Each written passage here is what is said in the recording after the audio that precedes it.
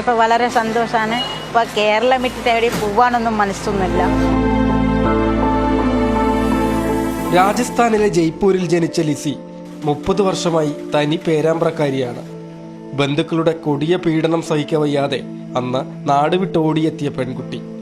Acid ആക്രമണത്തെയും അതിജീവിച്ചവൾ. അപ്പോൾ പട്ടേൽ കുടുംബമായ കാരണം അന്യജാതി, വേറെ ജാതി അവരൊപ്പരം ചേർന്ന് വരാറ്. അന്നേരം നമുക്ക് അടി കിട്ടും, ചീത്ത പറയും, വടികൊണ്ടടിക്കും, ഇങ്ങനെയുള്ള പീഡനങ്ങളൊക്കെ ഉണ്ടായിരുന്നു. അങ്ങനെയാണ് എൻ്റെ കഴുത്തിൽ ആസിഡ് ഒഴിച്ച് കൊല്ലിപ്പിച്ചത്. സ്വത്തിന് വേണ്ടിയിട്ടാണ് ഇത് ചെയ്തത്. ഒരു കടലാസ് കൊണ്ടുവന്ന് അതിൽ ഒപ്പിടാൻ പറഞ്ഞതായിരുന്നു. അതിൽ ഞാൻ ഒപ്പിടാൻ്റെ ഉള്ളവർ എൻ്റെ കഴുത്തിൽ ആസിഡ് ഒഴിച്ചു. അവിടെ ഏതോ ഒരാളാണ് വന്ന് ഞങ്ങളെ വന്ന് രക്ഷപ്പെടുത്തിയത്. പിന്നെ ഞങ്ങൾ നേരെ ഒരു പൈസ ഒന്നും കയ്യിലില്ല. അങ്ങനെയാണ് ഞങ്ങൾ ട്രെയിനിൽ കയറി വരുന്നത്. അപ്പോൾ ടീച്ചർ ഞങ്ങളെ പകുതി വഴിക്ക് ഇറക്കി വിട്ടതാണ് കൊയിലാണ്ടി. എന്നാൽ കൊയിലാണ്ടി നിങ്ങൾ എവിടെയെങ്കിലും പോയി ഇങ്ങനെ ജീവിച്ചെന്ന് പറഞ്ഞിട്ട് അയാൾ ഞങ്ങളെ കയ്യിൽ പൈസയും തന്ന അയാൾ ഇറക്കി വിട്ടതാണ്.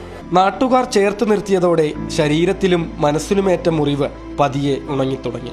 ചെരുപ്പ് കുത്തലാണ് ഉപജീവന മാർഗം.